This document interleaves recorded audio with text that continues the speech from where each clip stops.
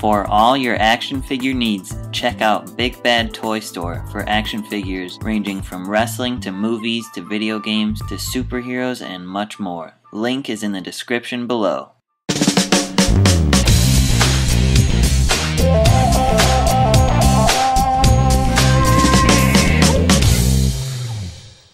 Hey guys, welcome to Figure Friday. Today I will be reviewing the Mattel WWE Basic Series 25 Brock Lesnar figure from the basic line of the WWE action figures.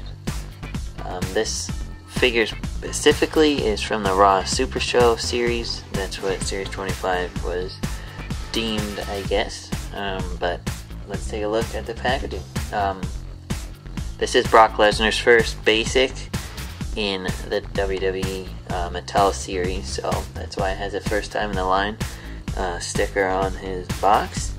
It has a picture of him in his current attire, also listing him as Superstar number 8 since they redid the numbers starting in 2013, and also has his name Brock Lesnar there.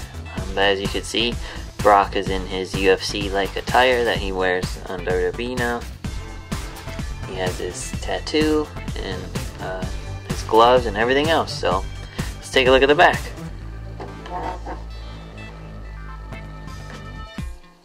On the back of the box, you can see that in the set is Big Show, Brock Lesnar, who I'm viewing, Randy Orton, The Miz, Eve, and David Otunga.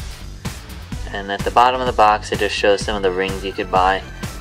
The ones they show here is the Raw ring and the Royal Rumble ring, and then it just has other company info at the bottom. But that's basically it. So let's take a look at Brock out of the box. Here is Brock out of the box. Let's take a look at him up close. So first, starting with his head scan, it looks just like Brock. I think Mattel did an awesome job on this figure. It's honestly probably one of my favorite basics. I'm also a big Brock Lesnar fan, so to have a really nice looking figure of him finally after all these years, again since the Jax line, is really nice. So looking at his head, he has a ball jointed head, doesn't move a whole lot. You can turn it left and right and up and down a little bit. It has his shaved head mohawk-like hairdo. I'm not really sure what you'd call it, but that's the way he wears his hair now. Going down his body, he has his signature tattoo on his chest of the sword. Mattel did a nice job with that. It looks pretty detailed to me, so it looks good. He has ball-jointed arms, like the other basics. He has the articulated biceps on both arms, with elbow joints and wrist joints that you can move in all directions. So looking at his arm, his right arm, you can see he has a skull tattoo on his shoulder. On his left arm, he has this bird-like tattoo. I believe that's what that is on his other shoulder, so that's pretty cool. Looking at his gloves, he has fighter gloves. I'm not sure if they're the same gloves that the Undertaker figure has, or if these are a brand new mold specifically for him. But regardless, they look good on him.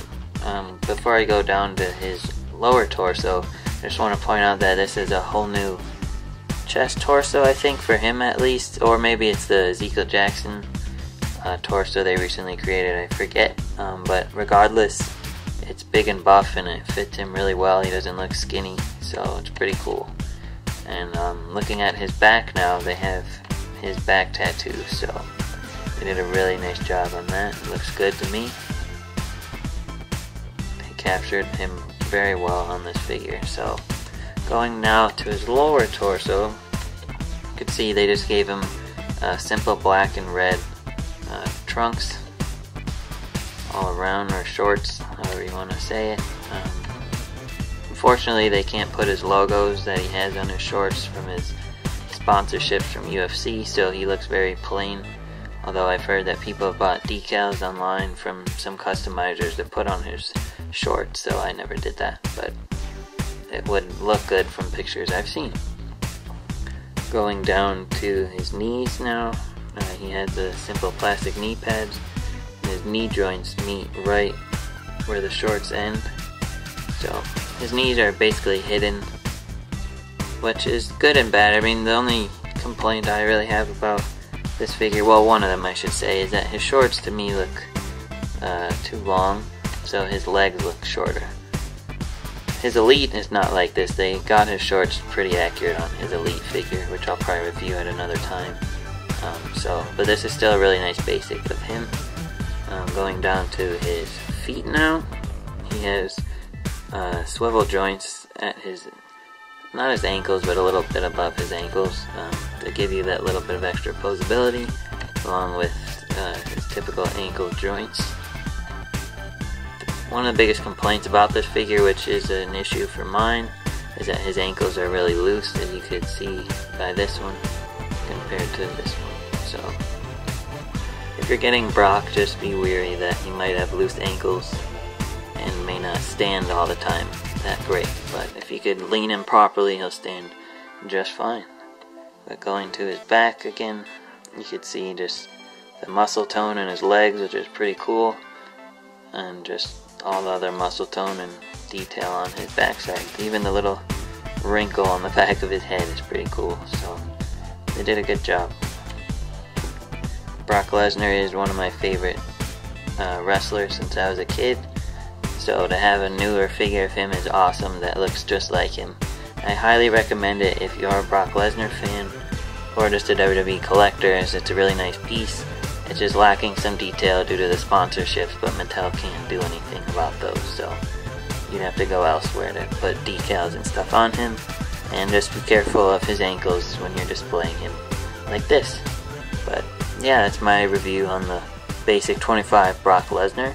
Be sure to pick it up. He's out now if you want to get him and add him to your collection. So look for a new review next week, and I'll see you guys soon. Thanks.